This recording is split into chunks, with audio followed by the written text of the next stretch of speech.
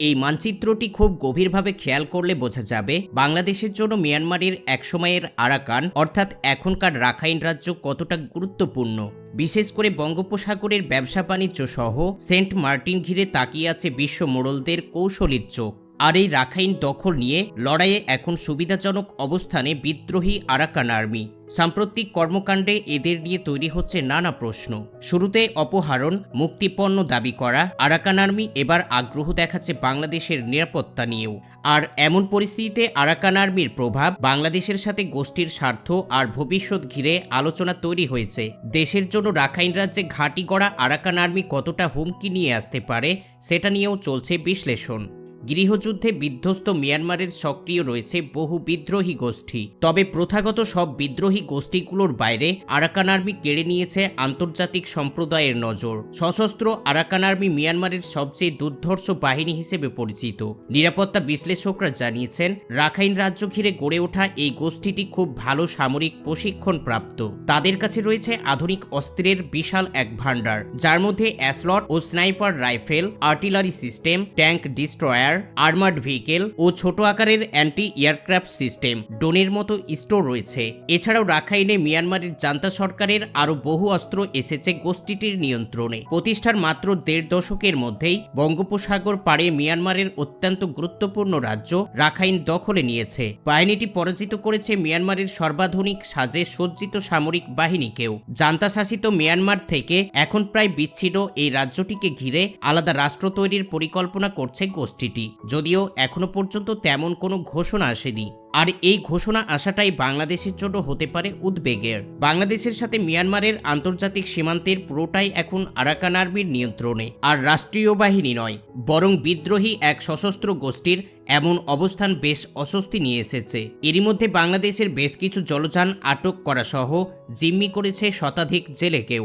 আন্তর্জাতিক সীমান্তে আরাকান আর্মির পরিস্থিতি ঘিরে তাই আশঙ্কা বাড়ছে। কূটনৈতিক বা আনুষ্ঠানিক সম্পর্ক না থাকা গোষ্ঠীটি দেশের জন্য হয়ে উঠতে পারে হুমকি, কেননা রাষ্ট্র প্রতিষ্ঠা ঘোষণা না দেওয়া এই বাহিনীর এখনো পর্যন্ত আন্তর্জাতিক আইন মেনে চলার বাধ্যকতা তৈরি হয়নি।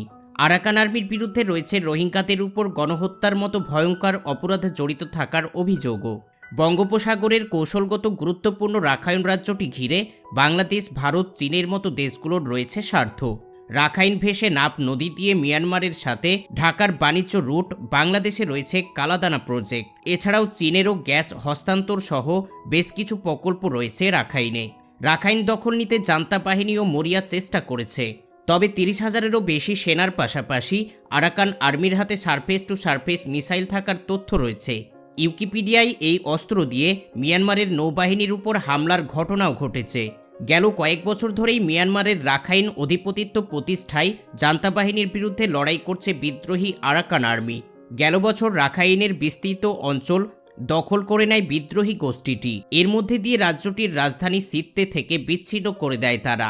এবার শহরের কয়েকটি সামরিক ক্যাম্পে হামলা চালানোর দাবি করেছে আরাকান আর্মি। মিয়ানমারের স্থানীয় কয়েকটি গণমাধ্যম জানিয়েছে রাখাইন রাজধানীর সিত্তে কয়েকটি এলাকায় অবস্থিত জান্তা বাহিনীর ঘাঁটি ও চেকপোস্ট সম্বন্ধিত হামলা চালায় তারা। তাছাড়াও দেশটির কাচিন রাজ্যে বিদ্রোহীদের হামলার মুখে পড়েছে জান্তা বাহিনী। গণমাধ্যম জানায় কাচিন ইন্ডিপেন্ডেন্স আর্মি সম্প্রতি অভিযান চালিয়েছেন রাজ্যটিতে। সামরিক বাহিনীর একটি ট্যাঙ্ক ঘাঁটি দখল করে নিয়েছে। ঘাঁটি দখল নেওয়ার সময় সেনাদের সঙ্গে তাদের ব্যাপক সংঘর্ষ হয় বলে জানিয়েছেন বিদ্রোহী গোষ্ঠীটি। এদিকে মিয়ানমারের উত্তরাঞ্চলীয় শহর মান্দালয়ে বিমান হামলা চালিয়েছে জান্তা বাহিনী। তাদের দাবি অঞ্চলটির বিদ্রোহী গোষ্ঠী তারা ন্যাশনাল লিবারেশন আর্মি সদস্যের অবস্থান লক্ষ্য করে হামলা চালানো হয়। গণমাধ্যম বলছে জান্তা সেনাদের বিমান হামলায় স্থানীয় কয়েকজনের হতাহত হয়েছে। দীর্ঘদিন ধরেই মিয়ানমার সামরিক বাহিনীর বিরুদ্ধে লড়াই করছে একাধিক বিদ্রোহী গোষ্ঠী। ইতিমধ্যেই রাখাইন রাজ্যের অধিকাংশ ভূখণ্ড দখলে নিয়েছে তারা। এমন পরিস্থিতিতে এবার বাংলাদেশ ও মিয়ানমার সীমান্ত ঘেঁষা গুরুত্বপূর্ণ শহর মঞ্জুরা সর্বশেষ সেনা চৌকিও দখলে নেওয়ার দাবি করেছেন সশস্ত্র সংগঠন আরাকান আর্মি। ফলে তাদের নিয়ন্ত্রণে এখন ২৭১ কিলোমিটার এলাকা, যা বাংলাদেশের জন্য হতে পারে দুঃসংবাদের কারণ। এই জন্যই আগে থেকেই সতর্ক অবস্থানে রয়েছে বর্ডার গার্ড। বাংলাদেশ আরও জানিয়েছে বাংলাদেশের সাথে মিয়ানমারের সীমান্ত এলাকায় মাংডু টাউনশিপ দখলে নিয়েছে দেশটির বিদ্রোহী গোষ্ঠী আরাকান আর্মি। থাইল্যান্ড থেকে প্রকাশিত মিয়ানমারের সংবাদ মাধ্যম দ্য ইরাবতীর এক প্রতিবেদনে এই তথ্য জানানো হয়েছে। এই ঘটনার পর আরাকান আর্মি নাপ নদীতে তাদের জলসীমায় অনির্দিষ্টকালের জন্য সব ধরনের নৌযান চলাচলের নিষেধাজ্ঞা জারি করেছে।